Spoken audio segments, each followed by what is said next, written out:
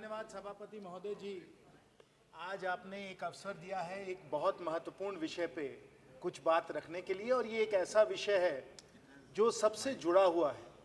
और इस सदन का ये दुर्भाग्य है कि बहुत दिनों से हमारे विपक्ष के साथीगण वेल में आकर प्लकार्ड उठाकर इस विषय पे कुछ अपनी बातें रखना चाह रहे थे। तो हम लोगों को लगा कि ज़रूर कुछ ना कुछ इसमें बहुत बड़ी बात होगी जो आज ये लोग हम लोगों के समक्ष प्रस्तुत करेंगे। और बहुत ध्यान से सभापति महोदय जी, बहुत ध्यान से हम लोग बैठकर सब हम लोग साथीगण यहाँ सत्ता पक्ष की तरफ से हम लोग इन सब बातों सुन रहे थे। लेकिन सब वक्ताओं को सुनकर मैं बड़े दुख से मुझे ये कहना पड़ेगा कि एक जब हम लोग बचपन में स्कूल में संत कबीर का एक दोहा हम लोगों को सिखाया जाता था, वही कबीर का दोहा मुझे भी अभी याद आ रहा है। और वो दोहा क्या है माननीय सदस्यगण? वो दोहा आपको याद होगा, आपने भी जरूर स्कूल में पढ़ा होगा। बुरा जो देखन मैं चला, बुरा जो देखन मैं चला, बुरा न मिलवे कोय, जब दिल खोजा आपना, मुझसे बुरा न कोय, मुझसे बुरा न कोय।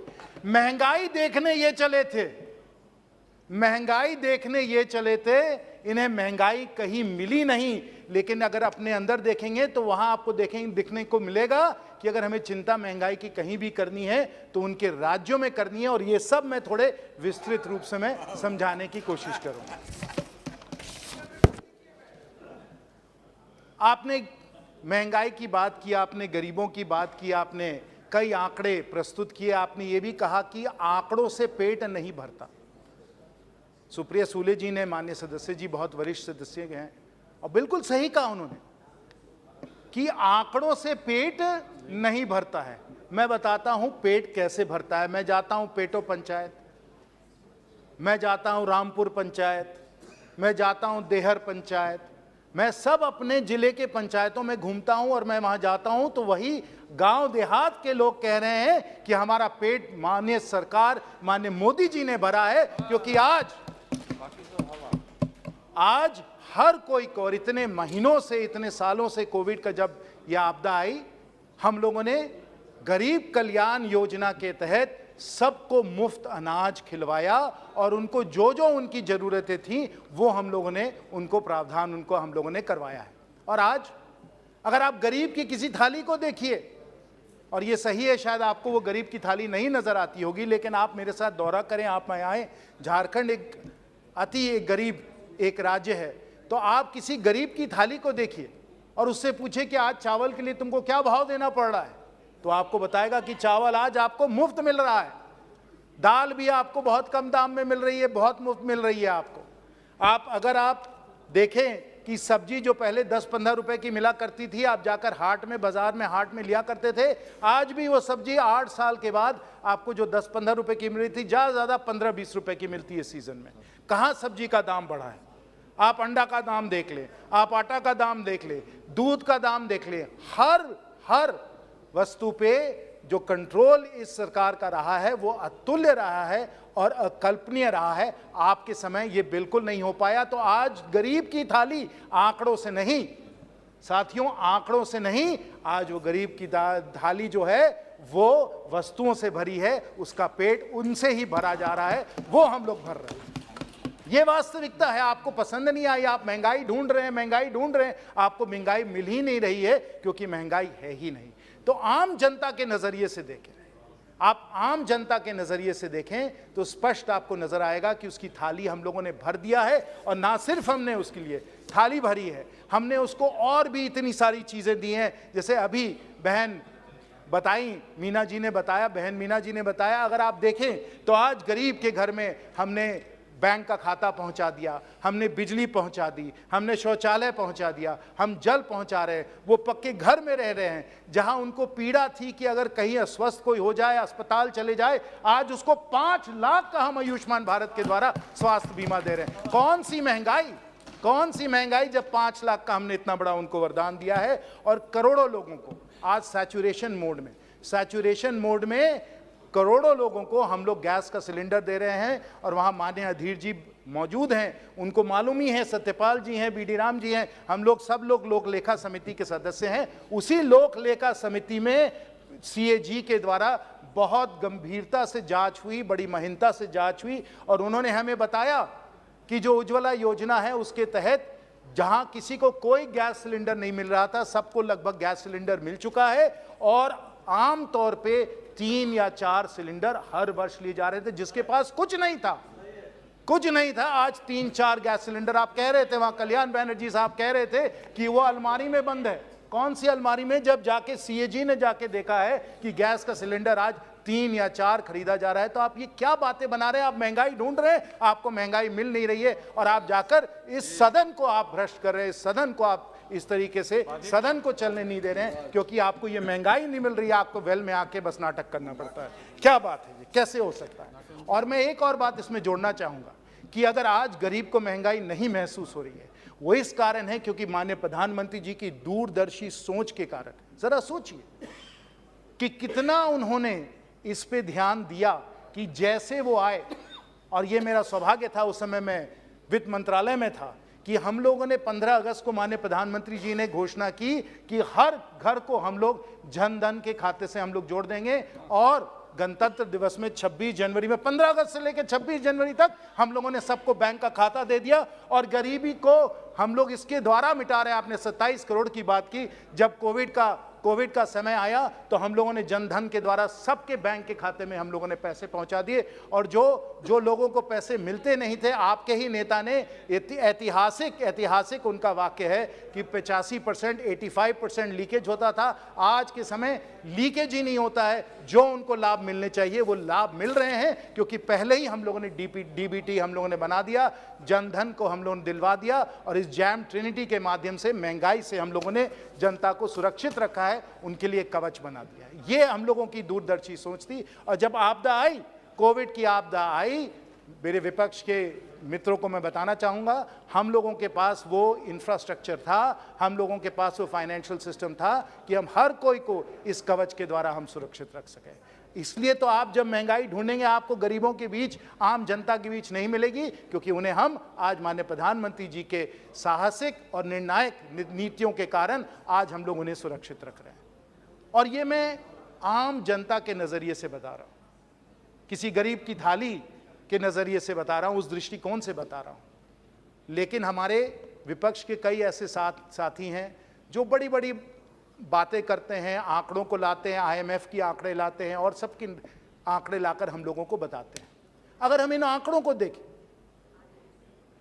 जो हम लोग नहीं कह रहे हैं, ये IMF कह रहा है, वर्ल्ड बैंक कह रहा है, दुनिया के सब जो विशेषज्ञ हैं, जो अर्थशास्त्री हैं, वो कह रहे हैं, वो बता रहे हैं, वो मैं अभी बताने वाला, वो सब ये कह रहे हैं कि जिस प्रकार से माननीय प्रधानमंत्री नरेंद्र मोदी जी की सरकार ने इन आर्थिक संकटें और परिस्थितियों को संभाला है, इसका कोई मुकाबला नहीं है। 2 बड़े बड़े हम लोगों को शौक आए हैं, जिसको माननीय प्रधानमंत्री जी ने और सब लोगों ने स्वीकार कहा भी है, और वंस इन अ सेंचुरी ये शौक, वंस इन अ सेंचुरी। और इस दरमियान भी हम लोगों ने जनता को सुरक्षित रखा, उनको महंगाई उनको नहीं झेलनी पड़ी, और जो हमारी रिकवरी हुई कोविड के बाद और यूक्रेन क्राइसिस के होते हुए भी जो हमारी रिकवरी हुई है साथियों, वो विश्व पे एकदम टॉप में है। और ये मैं नहीं कह रहा हूँ, ये IMF और वर्ल्ड बैंक कह रहे हैं। आज ग्रोथ में, जैसे अभी उदासी साहब कह रहे थे, ग्रोथ में we are the fastest growing major economy in the world despite these economic shocks. और हमें रोशनी की कीमत, आधिर जी, हमें रोशनी की कीमत तभी मालूम होती है जब हम अंधेरे को जानते हैं, और हम सब लोगों ने यूपीए का अंधेरा देखा हुआ है। मैं कुछ आंकड़े आपको बताना चाहता हूं। यूपीए के समय यही हालात हुए कि ऑयल का प्राइस बढ़ने लगा। जैसे अभी शौक आया ना कि ऑयल का प्राइस बढ़ रहा है, सब लोग बोल रहे थे कि तेल का भाव बढ़ता चला जा रहा है, वैसे ही यूपीए के समय भी तेल का भाव 60-70 से बढ़ते बढ़ते 100-110 होने लगा। क्या हुआ? देश में महंगाई का दर बड़े तेजी से बढ़ता चला गया। इन्फ्लेशन जो था उस समय, महंगाई का दर, जो अब टेक्निकल हम बात कर रहे हैं, महंगाई का दर कितना हुआ? 10%, 11%, 12%। लोग सड़कों पे आ गए, तब उन्होंने महंगाई की बात रखी, तब हमें महंगाई मालूम हुई। अब इस बार फिर वही हालात आए हैं, आप सबको मालूम होगा, सब आप लोग अखबार पढ़ते हैं, आप सब जानकार लोग हैं, अभी भी फिर ऑयल का प्राइस बढ़ने लगा है। ये विश्व के बाजार का मामला है, हमारे घरेलू बाजार का मामला नहीं है, विश्व का बाजार का मामला है। आदिर जी, आप जानते हैं कि वही हालात हैं, फिर ऑयल का प्राइस 100, 110, 120 बढ़ रहा है। और महंगाई का दर क्या है? 10% है, 11% है, 12% है? बिल्कुल नहीं। आज के समय, क्योंकि हम लोगों ने इतनी सारी अच्छी निर्णय हम लोगों ने लिए हैं, हमारी नीतियां अच्छी रही हैं, आज के समय महंगाई का दर सिर्फ 7% है, सिर्फ 7%। और विश्व में आज के समय, यूएस में क्या है? उस समय यूपीए के समय अंधेरे में, वो अंधेरे का जमाना था हमारे देश में, हमारे यहाँ 12% इन्फ्लेशन था। अमेरिका में और यूरोप में क्या इन्फ्लेशन था? 2%, 1%, 3%। आज वहीं यूरोप में और वहीं यूएस में इन्फ्लेशन क्या है? 8%, 9%, और हम उनसे कम है, हम 7% है। ये आपको यूपीए की अंधेरे को और एनडीए के रोशनी को साफ दर्शाता है। साफ कुशलता क्या है, योग्यता क्या है, ये आंकड़े आपको बता रहे हैं। मैंने थाली की भी बात की, मैंने आंकड़ों की भी बात की, थाली की भी बात की, आंकड़ों की भी बात की, क्योंकि आपको महंगाई आप जहां भी ढूंढेंगे, थाली में ढूंढेंगे, आंकड़े में ढूंढेंगे, आपको नहीं मिलेगी। ये सिर्फ आप चाहते हैं। और क्यों? कई नीतियां थी, हमने ड्यूटी कम किया, हमने एडिबल ऑयल पे ड्यूटी कम की, हमने सोयाबीन पे ड्यूटी कम की, हमने पेट्रोल डीजल का एक्साइज टैक्स हम लोगों ने घटाया, बड़ी सारी हम लोगों ने नीतियां अपनाई, बहुत सारे हम लोगों ने साहसिक कदम लिए, ठोस कदम लिए, तब जाकर ये महंगाई पे हम लोग कंट्रोल आ पाए हैं। जो आप यूपीए सरकार में नहीं कर पाए, वो हम लोगों ने करके आपको दिखाया है। ये करके आपको दिखाया है। और जो ग्रोथ की बात हो रही है, आज ही मैं सब विपक्ष के साथियों को उनका ध्यान आकर्षित कराना चाहता हूं कि आज ही जीएसटी के आंकड़े आए हैं। जीएसटी के आंकड़े आए, जो जीएसटी का आप लोग कह रहे हैं ना कि जीएसटी में ये सब गलत काम किया गया है, उस जीएसटी के आंकड़े आए हैं। आज 1.5 लाख करोड़ का जीएसटी का कलेक्शन जो है वो जुलाई का, आज अगस्त है, जुलाई का दिया गया है। और इसमें ये मत समझिए कि ये इन्फ्लेशन महंगाई के कारण है। जीएसटी टू जीडीपी रेशियो जो बहुत महत्वपूर्ण रेशियो होता है, क्योंकि हमारे कंप्लायंस और कलेक्शन एफिशिएंसी बढ़ रही है, वो 6.9% हो गया है। ये आपको बताता है कि हम लोग किस कुशलता से अर्थव्यवस्था को चला रहे हैं। अंत में सभापति महोदय जी, अगर हमें महंगाई की चिंता करनी है, और माननीय प्रधानमंत्री जी हैं इसलिए हम लोग बिल्कुल सुरक्षित अपने को महसूस कर रहे हैं, अपने को आश्वस्त महसूस कर रहे हैं कि हमें आज के समय महंगाई के बारे में कोई खास चिंता नहीं करनी चाहिए। लेकिन आधिर जी, अगर चिंता करनी है तो हमें चिंता आपकी करनी है, आप लोगों की करनी है। क्योंकि जैसे माननीय प्रधानमंत्री जी ने हमें बताया है, सिखाया है कि रेवड़ी वाले भी बहुत सारे लोग हैं, रेवड़ी वाले भी बहुत सारे लोग घूम रहे हैं इस देश में। आप कलकत्ते से आपका आना जाना है, आपको मालूम है कि वहां संदेश भी दिए मिले जा रहे हैं, रसगुल्ला भी दिया जा रहा है, मिष्टी दोई भी दी जा रही है। ये रेवड़ी वाले बहुत हैं। राजस्थान में भी हमारे कई सारे मित्र हैं, मीना जी हैं, आपको मालूम है कि वहां जयपुर में भी चूरमा बनाया जा रहा है और घी और उसमें शक्कर डाला जा रहा है, रोटी उसको चूर चूर के चूरमा खिलाया जा रहा है। और दिल्ली वालों को एक ऐसा हलवाई मिला है जो जलेबी ही तलता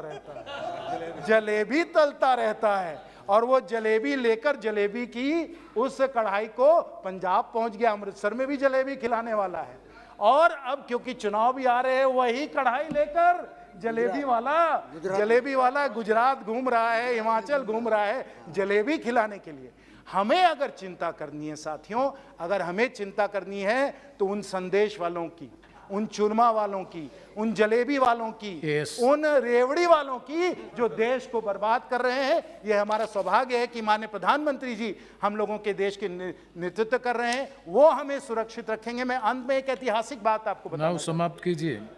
सोशल सिक्योरिटी माननीय प्रेसिडेंट फ्रैंकलिन डेलेनो रूजवेल्ट जी ने अमेरिका में उन्होंने इंट्रोड्यूस किया था, उसके द्वारा मेडिकेयर और मेडिकेड आया, और वो इतने लोकप्रिय हो गए फ्रैंकलिन डेलेनो रूजवेल्ट कि एक चुनाव नहीं, दूसरा चुनाव जीते तीसरा चुनाव जीते और इतनी उनकी लोकप्रियता थी कि उसके बाद लोग कहे कि भाई अगर हम लोगों को उनको जीतने नहीं देना है तो हमें टर्म लिमिट्स लाना पड़ेगा। हम लोगों को भारत में भी टर्म लिमिट्स अगर हम लाएं तभी जाकर कोई माननीय प्रधानमंत्री जी के पद से हटाएगा, नहीं तो ये देश की जनता उनको हरदम उस पद पे देखना चाहती है और जलेबी वालों से हमें सुरक्षित रखना चाहती है। बहुत बहुत धन्यवाद।